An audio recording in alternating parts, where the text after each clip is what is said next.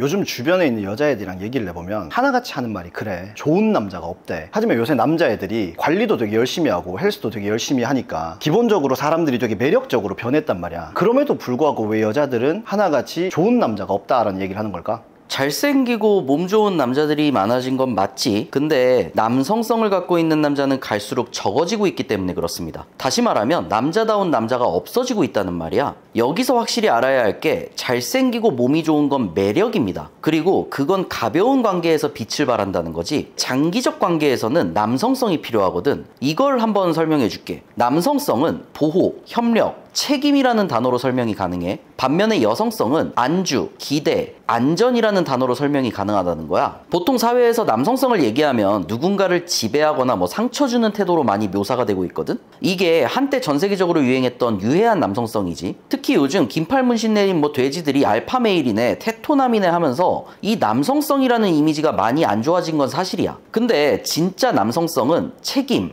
용기, 품격, 그리고 관계 속에서 상호 존중을 얘기하는 거거든. 요즘 남자들이 남성성을 잃고 남성이 걸어야 할 길과 선택에 대해 혼란스러움을 느끼고 있거든. 그 이유는 간단합니다. 우리나라가 지금 혼인율 대비 이혼율이 52%야. 두 쌍이 결혼하면 한 쌍은 이혼을 한다는 소리입니다. 그리고 2023년 기준으로 70%의 아이들이 어머니 쪽에서 양육권을 갖고 간다고 해. 자연스럽게 아버지가 없는 가정에서 자라난 남자애들은 남자는 어떻게 살아야 하는가에 대한 답을 배울 기회 없이 성장하게 된다는 거야. 생각해봐. 불과 20년 전, 30년 전만 해도 남자라면 돈을 벌고 가정을 보호하고 가장의 대우를 받는 게 남자라고 생각했다고. 남자로서의 인생의 정의가 정말 심플했지. 근데 지금 남자들을 한번 봐봐. 내가 왜 돈을 벌어야 돼? 왜 내가 가정을 위해 희생해야 돼? 가장으로서 역할도 포기하고 대우받기도 포기한 남자들이 대부분입니다. 그리고 이 남자들은 말하지, 이렇게 사는 것도 남자의 인생이라고. 그냥 지 원하는 대로 살고 미래도 불투명하고 누구 하나 보호할 수 없는 인생을 남자 인생이라고 떠들고 있습니다. 무엇 하나 책임질 생각 없이 그냥 날 이뻐해주고 보호해주길 바라는 모습은 여성성의 특징이거든. 이건 50%의 가정이 이혼을 하면서 여성성만 배우고 자란 남자들이 많기 때문에 나타난 사회적 문제라고 볼 수 있어. 자연스럽게 현재 MZ세대들은 남자가 어떻게 살아야 하는가? 어떤 게 진짜 남자다운 건가? 이런 질문을 들었을 때 어떤 게 진짜 남자다운 인생인지 답을 내리기가 힘들어졌다는 거지. 그러니까 그냥 생물학적으로 XY 염색체만 가지고 있으면 그게 어떤 모습이든 남자라는 생각을 하고 있는 겁니다. 우리가 살면서 여러 남자들을 보잖아. 내가 진짜 이놈과 같이 사업을 해도 괜찮겠다. 믿고 내 등을 맡겨도 될 것 같다. 내 인생을 걸어도 될 것 같다고 느낀 사람이 몇이나 됩니까? 아마 거의 없을 거야. 하물며 같은 남자들끼리도 이런데 여자들이 이런 남자들을 보면 어떤 기분이 들까? 요즘 무슨 애견남이라고 하면서 화장하고 성형하고 이쁜 짓 하는 남자들도 남자들이라고 하잖아.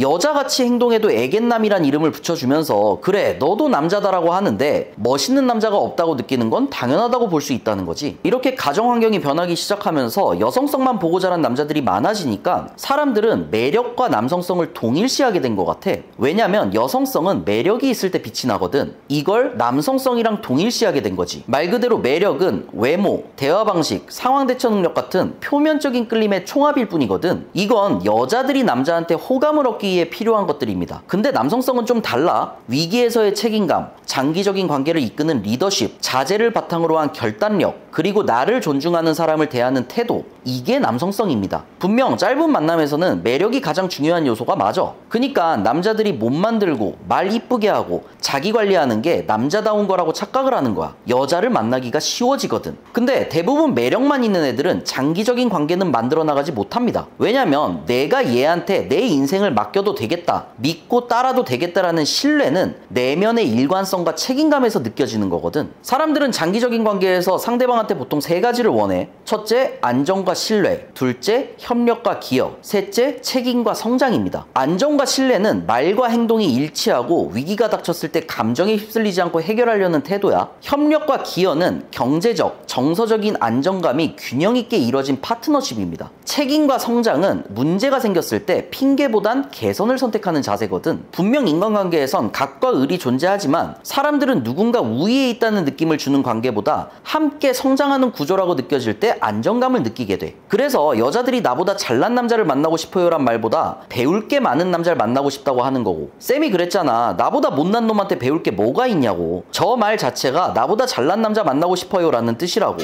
맞습니다. 근데 워딩을 좀만 바꾸면 함께 성장하는 구조처럼 보이게 된다는 거지. 그럼 어떻게 우리는 사람들한테 나한테 보호받고 있다, 이 관계는 협력하는 관계다, 그리고 이 사람은 관계에 책임을 다하고 있다고 느끼게 만들 수 있을까? 여기서 중요한 게 원칙과 경계선입니다. 그리고 이건 남성성과 연결돼 있어. 원칙과 경계선이라고 말하면 상대를 통제하고 억압하는 뉘앙스로 들릴 수 있는데, 경계선은 상호 존중의 영역이야. 내가 지키고 있는 가치와 원칙을 명확하게 하는 것. 어떤 행동은 괜찮고 어떤 행동은 하면 안 되는지 구체적으로 합의를 보는 거야. 내가 지키는 원칙과 경계선을 어겼을 땐 다시 한번 확인시켜주고, 이게 반복되면 관계의 방식이나 거리를 재조정하는 거지. 근데 요즘 사람들을 보면 대부분 경계선이 없잖아. 그냥 좋은 게 좋은 거지라면서 흘려보내고 있다는 거야. 이건 결국 양쪽에 불만을 쌓이게 만들고 신뢰도를 손상시키는 겁니다. 반대로 경계선이 명확한 남자는 상대방한테 안정감을 주게 되는 거고. 왜냐면 내가 이 관계에서 무엇을 기대해도 되는지, 그리고 무엇을 해야 하는지가 명확하게 보이거든. 내가 인간관계를 맺을 때 내가 갖고 있는 원칙과 경계선은 상호 존중입니다. 왜냐면 요즘 MZ세대들은 뭘 해도 되고 뭘 할 수 없는지 기본적인 교육을 대부분 받지 못한 상태로 사회에 나오거든. 요즘 애들을 보면 인터넷 커뮤니티랑 현실을 구분 못하는 애들이 정말 많이 보여. 가정에서 아버지가 어머니가 가르쳐야 되는 것들을 가르치지 못하니까 인간관계, 연애, 이런 것들을 전부 인터넷으로 배우고 나와서 그래. 그리고 여러 커뮤니티들을 보면 알겠지만 우리나라 인터넷 문화는 선이라는 게 없거든. 그래서 요즘 애들, 특히 남자애들한테 경계선이란 게 존재하지 않는 겁니다. 이건 자연스럽게 상대방한테 안정감을 주지 못하는 존재가 되는 거고, 반면에 원칙과 경계선이 있는 남자는 상대방한테 관계에서 뭘 기대해도 되는지, 무엇을 해도 되는지를 명확하게 할 수 있기 때문에 안정감을 줄 수 있다는 거지. 이건 관계 속에서 보호, 협력, 책임을 느끼게 만드는 남성성으로 연결이 되게 되는 거고. 그리고 우리가 남성성을 얘기할 때 리더십을 빼먹을 수가 없잖아. 특히 여자들은 그래서 관계를 리드할 수 있는 남자를 더 바라고 있는 거고. 여기서 말하는 리더십이란 게 뭘까? 단순히 우리가 상대방이 뭘 해야 될지 알려주고 끌고 나갈 수 있으면 그게 리더십이 있다는 걸까? 그럼 관계를 독재자처럼 끌고 나가는 사람들도 우린 리더십이 있다고 볼 수 있냐는 거야. 리더십은 예측 가능성이 핵심입니다. 이 사람이 나를 어디로 이끌고 있는지를 명확하게 알 수 있어야 상대방은 관계에서 신뢰와 존중을 느끼게 되거든. 이 사람이 나를 낭떠러지로 끌고 가고 있는지 어디로 끌고 가는지 알 수 없으면 그건 자연스럽게 불안을 느끼게 만듭니다. 불안은 곧 나라는 사람을 안전하지 않은 사람으로 판단하게 만드는 거고. 요즘 인터넷을 보면 리더십을 뭐 크고 화려한 퍼포먼스들로 포장하는 경향이 센데, 리더십은 딱 3가지 요소만 있으면 됩니다. 첫째, 침착함. 둘째, 결단력. 셋째, 일관성이야. 침착함은 감정이 올라올 때 즉시 감정적으로 반응하지 않고 결과에 독립적으로 행동하는 건데, 이건 결과 독립적인 자세란 무엇인가란 영상에서 말했던 내용이야. 그리고 결단은 선택을 미루지 않고 정보와 가치, 그리고 책임을 기준으로 빠르게 선택을 내리는 겁니다. 마지막으로 일관성은 내가 정한 원칙과 경계선을 먼저 지키는 거거든. 내로남불하지 말라는 거지. 이 3가지가 남자한테 존재하면 타인은 자연스럽게 관계가 자신을 끌고 가는 곳을 예측할 수 있게 돼. 이건 남성에 대한 신뢰와 존중으로 연결되게 되는 거고. 세상이 참 빠르게 변하고 있어. 얼마 전까지만 해도 PC가 유행하면서 모든 게임이나 영화들이 여성들을 앞세우고 있었잖아. 남자보다 강한 여성이란 프레임을 중심으로 만들어졌었고, 사회적 제도들도 거기에 맞춰서 만들어졌었습니다. 세상이 바뀌면 사회제도, 문화, 관계의 형태, 이런 것들이 자연스럽게 달라져. 그 변화가 답답할 때도 있고 마음에 안 들더라도 이건 사회의 시류이기 때문에 우리가 거역할 수 없는 흐름이거든. 근데 아무리 세상이 변해도 남자로서 우리가 붙잡고 있어야 할 명확한 기준들이 있어. 내 삶은 내가 스스로 책임지고 나와 상대방의 권리를 지킬 수 있는 원칙과 경계선을 명확히 하는 거, 그것들을 기반으로 합의를 맺고 신뢰를 쌓아나가는 것들. 이건 어떤 사회가 도래하더라도 700만 년이 지난 인류 역사 속에 언제나 남자가 갖고 있어야 되는 요소라는 거지. 근데 아까도 말했지만 우리나라는 50%가 넘는 가정이 이혼을 하고 있잖아. 70%의 아이들은 엄마들 손에 길러지고 있어. 자연스럽게 이런 애들은 남자가 어떻게 행동을 해야 되는가, 좋은 남자란 무엇인지 배울 수 없는 환경에서 자라나게 된다는 거야. 내 생각엔 이게 요즘 사회적으로 남녀가 다 좋은 남자를 찾기 힘들다라고 느끼는 이유라고 생각합니다. 좋은 남자는 여자한테 잘해주고 잘 맞춰주는 남자가 아니야. 상대가 남자든 여자든 나와의 관계 속에서 안정감을 느끼게 만들어줄 수 있는 사람이지. 여기서 필요한 게 바로 원칙과 경계선인 거고, 우린 그런 남자들을 리더십이 있다고 느끼는 겁니다.